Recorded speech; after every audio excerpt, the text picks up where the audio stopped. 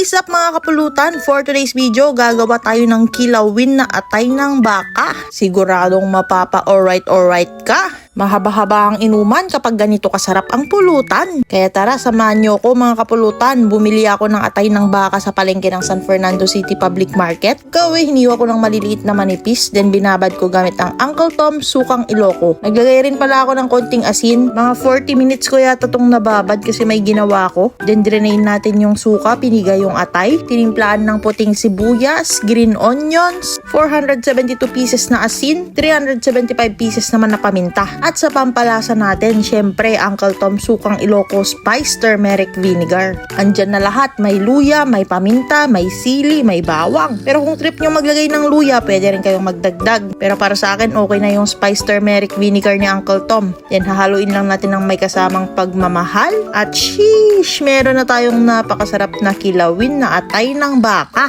Yung last na ginawa ko, kilawin na atay ng baboy. Pero sabi ko, subukan ko naman pag kilawin na baka, kinakain ko rin naman to pag ata Nag-garnish lang tayo ng kalamansi at sili. Tapos ilabas mo na yung alak at tawagin na ang buong tropa. Alright. Sa mga nagtatanong pala sa akin kung saan nakakabili ng Uncle Tom, nakikita ko naman siya sa mga palengke dito, sa mga convenience store at sa mga grocery malls. Pero kung gusto nyo mag-inquire, pwede kayong mag-message sa kanilang FB page na makikita nyo dyan sa screen. Alright.